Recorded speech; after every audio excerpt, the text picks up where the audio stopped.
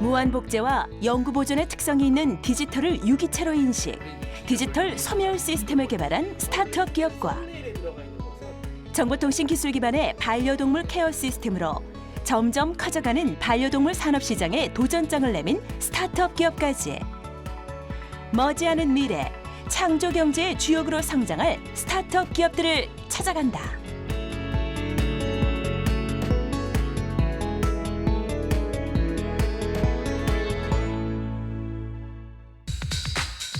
(21세기) 정보화 사회로 접어들면서 디지털 기술은 급속도로 발달, 확산돼 왔고 덕분에 보다 빨리, 보다 쉽게 정보를 얻을 수 있는 등 많은 사람들이 디지털 기술의 혜택을 누리고 있다.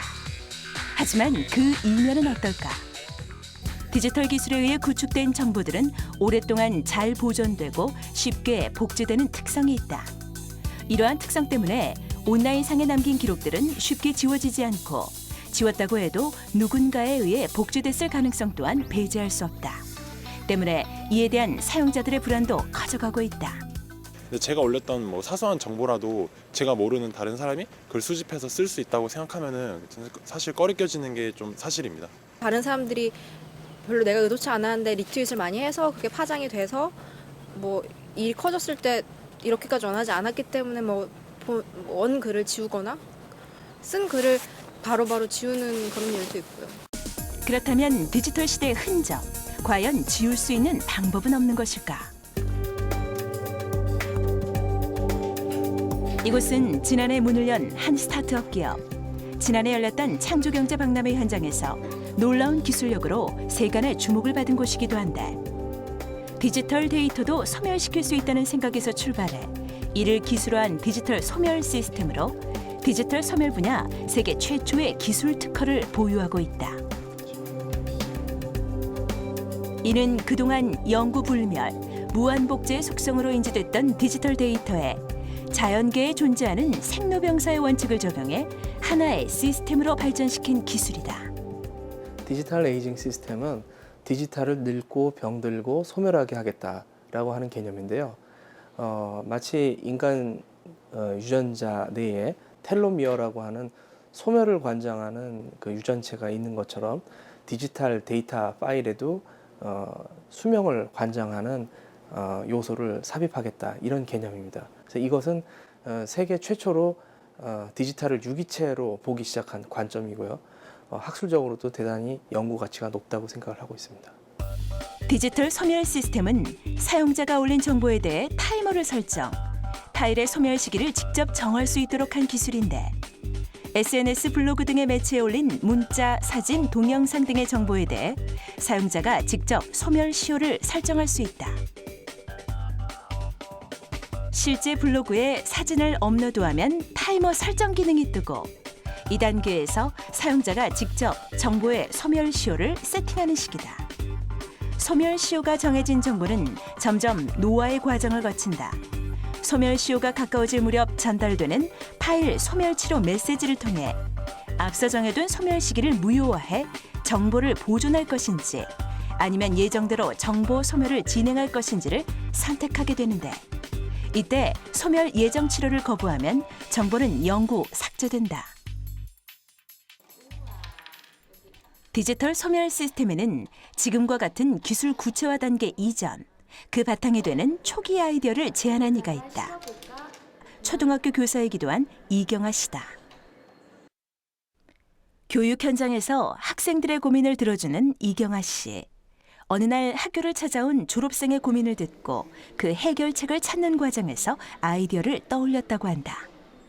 과거에 제가 가르쳤던 아이가 초등학교를 졸업하고 중학교에 가서 자기 이름으로 검색을 했더니 과거에 자기가 썼던 글들이 쭉 여전히도 남아있는 것을 보고 이걸 혹시 친구들이 보면 어떡하나, 그리고 이 내용이 앞으로도 계속 남아있어서 자신에게 어떤 영향을 미치면 어떡하나라고 하는 것을 걱정하는 얘기를 듣게 되었습니다. SNS나 블로그를 비롯해 인터넷 게시판 등의 글이나 사진, 동영상을 자유롭게 올릴 수 있는 디지털 환경. 하지만 온라인상에 남긴 흔적들은 쉽게 지워지지 않기 때문에 때론 사용자들에게 예상치 못한 피해를 주기도 하는데 온라인상에 남긴 흔적을 지울 수는 없을까? 이경아 씨의 고민은 바로 여기에서 시작됐고 의외로 단순한 생각에서 고민을 해결해줄 실마리를 찾았다. 디지털이라고 하는 게 계속 존재하는 것보다 사라질 필요가 있겠구나라고 생각하면서 이것을 구체화시키기 위해서는 이 공학적인 부분에 대해서는 제가 알지 못했기 때문에 신랑에게 이런 고민을 얘기했고 남편이 주변에서 이런 것을 개발할 수 있는 업체를 섭외를 하기 시작을 했습니다. 이경아 씨의 아이디어를 기술로 구체화하고 이를 하나의 사업으로 이끌어가고 있는 남편 송명빈 씨. 그가 발벗고 나선 이유는 디지털 시대에 꼭 필요한 기술이라는 점에 공감했고 그 가치를 알아봤기 때문이다. 이경아 씨의 아이디어에 송명빈 씨의 추진이 더해져 개발에 착수한 디지털 소멸 시스템. 사용자들이 쉽게 접근할 수 있도록 누구에게나 익숙한 타이머 방식으로 소멸 시효를 설정하고 소멸 형태와 방식까지 사용자가 직접 정할 수 있도록 설계를 마친 상태다. 디지털 소멸 시스템은 다양한 서비스 포털뿐만 아니라 개인 PC 환경이나 기업 서버 환경, 스마트폰 등의 모바일 환경에도 적용 가능한데 앞으로 자동차나 로봇 등 하드웨어 분야로까지 확장될 예정이다. 또한 최근에는 포털사의 승인 없이도 디지털 소멸 시스템을 다운받은 사용자가 이 시스템을 통해 자신의 정보를 관리하고 소멸시킬 수 있도록 개발한 기술 특허도 추가로 출원했다. 국내 특허가 3건, 그다음에 해외 특허가 1건 출원된 그런 단계입니다. 그중에서 국내 특허는 2012년 9월에 그 디지털 에이징 시스템 전반에 관한 특허를 먼저 전반적인 구성에 관한 특허를 출원을 했었고요. 그다음에 디지털 에이징 시스템이라는 어떤 그 기술을 구현하기 위해서 필수적으로 좀 필요한 기술이 있는데요. 그게 이미지, 어떤 웹사이트의 이미지를 인식해서 자동으로 로그인할 수 있는 기술입니다. 그 기술적인 부분만 저희가 잘 뽑아서 저희가 이번 올해 2월에 그것도 추가 특허로 진행을 한 바가 있습니다.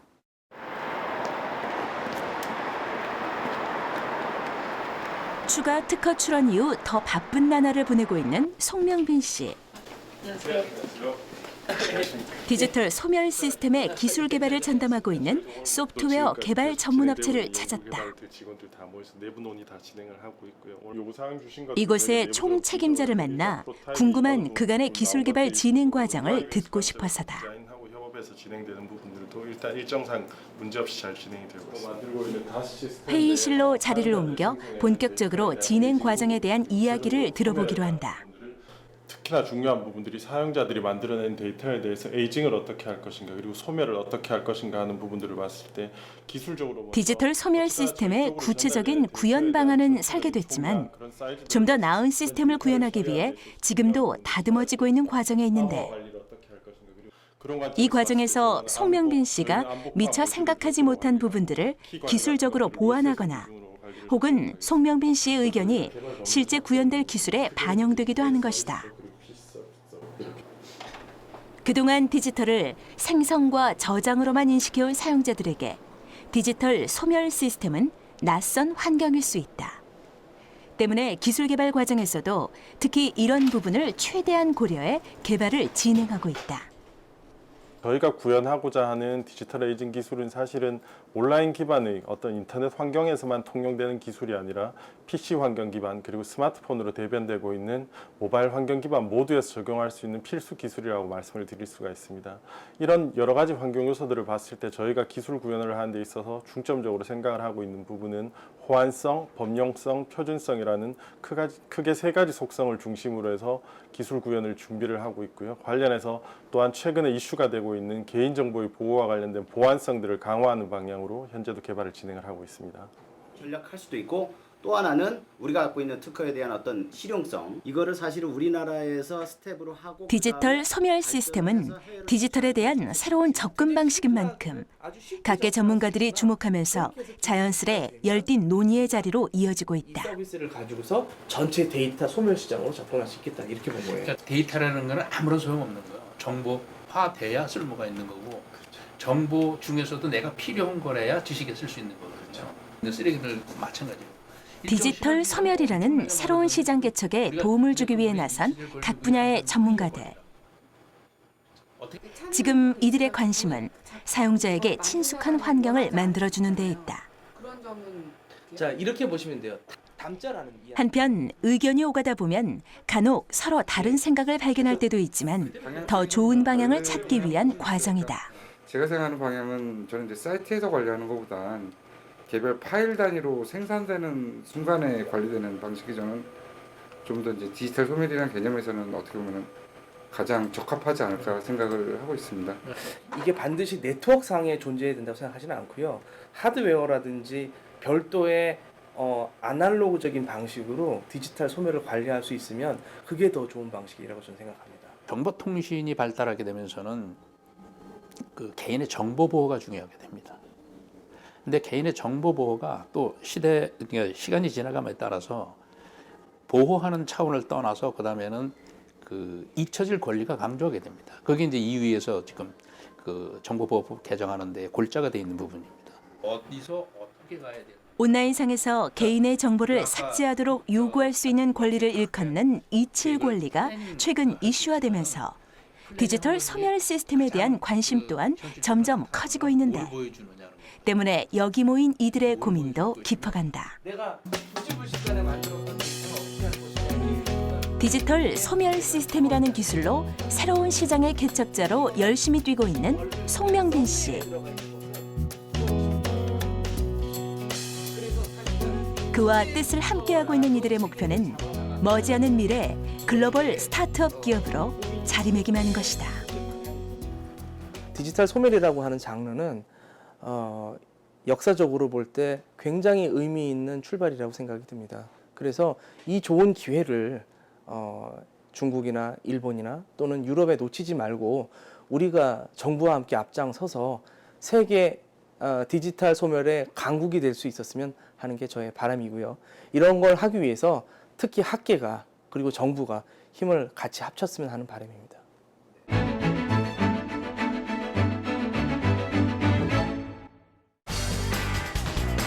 전 세계 반려동물 관련 시장 규모 200조 원. 국내 시장 역시 반려동물을 키우는 인구가 꾸준히 증가하여 오는 2020년까지 그 규모는 6조 원 수준에 이를 것으로 전망된다. 이 같은 시장 전망 속에 IT 기반의 반려동물 케어 시스템으로 눈길을 끄는 스타트업 기업이 있다. 이곳은 예비 창업자나 초기 창업자들의 창업 성공을 지원하고 있는 서울의 한 창업 보육센터.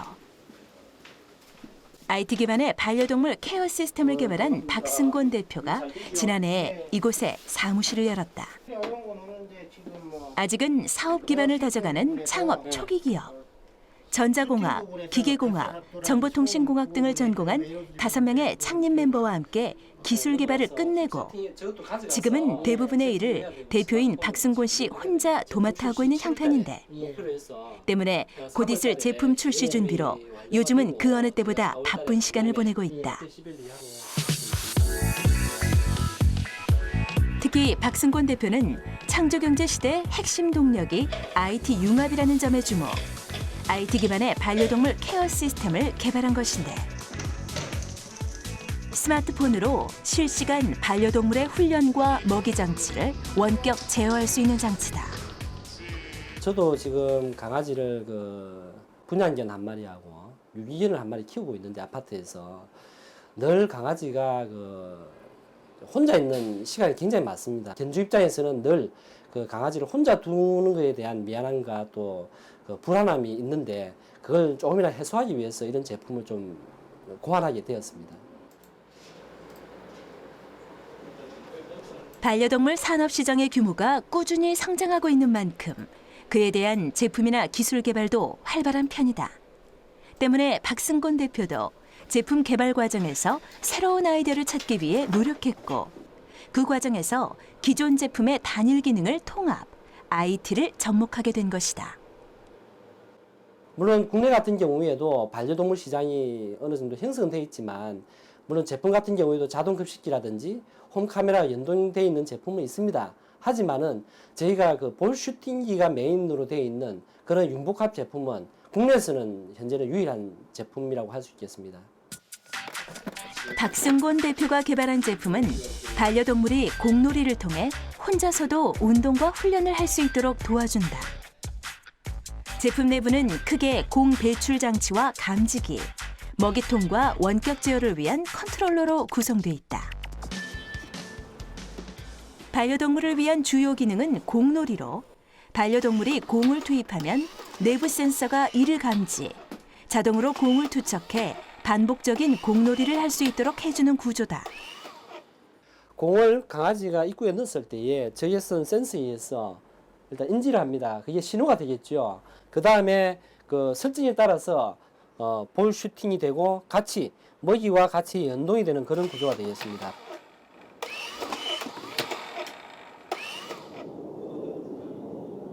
경기도에 위치한 반려견을 위한 테마파크. 박승곤 대표가 이곳을 찾은 이유는 반려견 반응 테스트를 위해서다.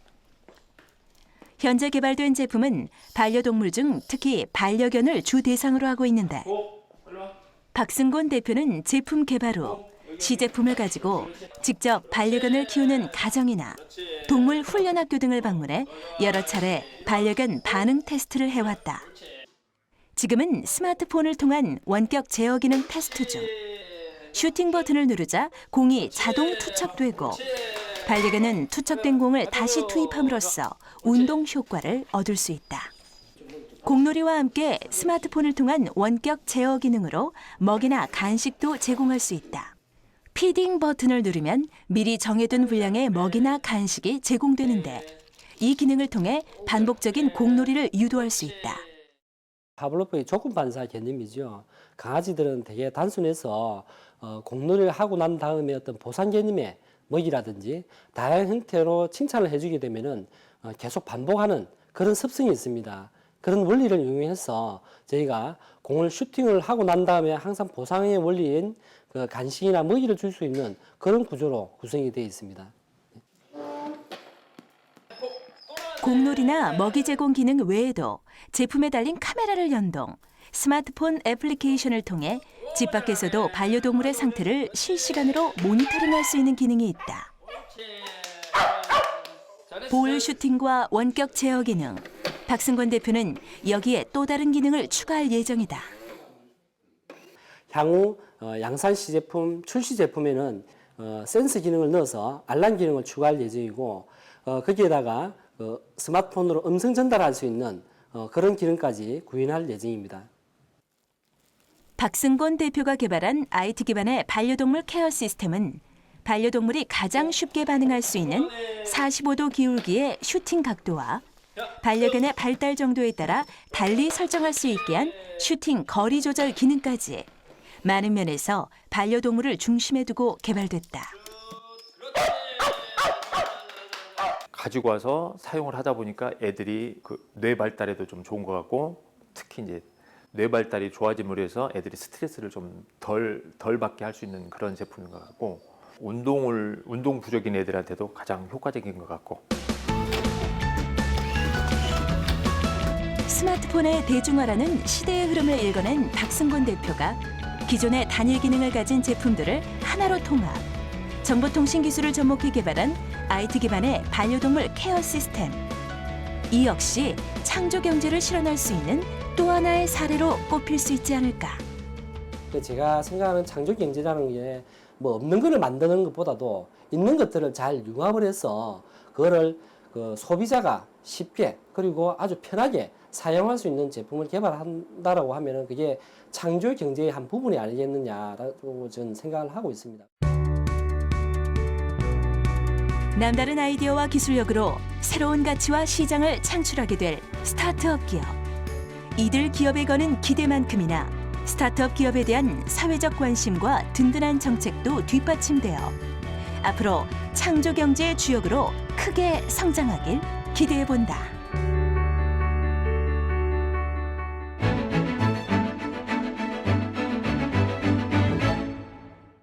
다양한 분야의 아이디어를 제안하고 공유할 수 있는 창조경제타운 공유 아이디어 공간의 베스트 아이디어를 소개합니다. 첫 번째 아이디어는 최혜락 씨가 제안해 주셨는데요. 버스문의 개폐 스위치 개선에 관한 아이디어입니다. 기존의 버스문 개폐 스위치는 운전자들이 볼펜 자루 등을 끼워 사용하고 있기도 하는데요. 최회락 씨의 아이디어는 승객 안전과 직결되는 버스 운전자의 업무 환경을 고려해 개폐 스위치의 길이를 조절할 수 있게 하는 아이디어입니다. 두 번째 아이디어는 박영수 씨가 제안해 주셨습니다. 사무실에서 사용하고 있는 문서 세단기. 꽉 찬 세단기 통을 비울 때마다 여간 번거로운 게 아닌데요. 세단기 통에 맞는 분리수거형 봉투를 함께 보급해 다 찬 봉투만 묶어 버릴 수 있게 하면 좀 더 편리하게 처리할 수 있지 않을까요? 마지막 아이디어는 김영진 씨가 올려주신 지하철 승차장의 방향 표시 제한 아이디어인데요. 어떤 아이디어인지 직접 들어볼까요? 다른 역을 찾아갈 때 그 어느 쪽 방향으로 승차장을 찾아가야 될지 간혹 헷갈리거나 잘못하는 경우가 종종 생깁니다. 그런데 승차장 어떤 기호나 번호를 부여함으로 해서 그 번호를 쫓아가면은 자신이 원하는 승차장을 제대로 쉽게 찾아갈 수 있다는 겁니다. 기존의 지하철 노선도에 김영진 씨의 아이디어를 적용한 노선도입니다. 승차하고자 하는 승차장의 위치나 환승 위치에 따른 방향을 각기 다른 기호로 표시해 줌으로써 지하철 이용객이 좀 더 빠르고 쉽게 원하는 승차장을 찾도록 도와주는 아이디어입니다. 이런 작은 어떤 개선점으로 인해서 외국인들이 서울 지하철이나 다른 지하철을 이용할 때 보다 편리하게 이용할 수 있을 거라고 생각을 합니다. 생활 속 작은 아이디어부터 첨단과 기술까지 누구나 어떤 아이디어라도 제안할 수 있습니다. 창조경제타운 홈페이지 지금 바로 접속하세요.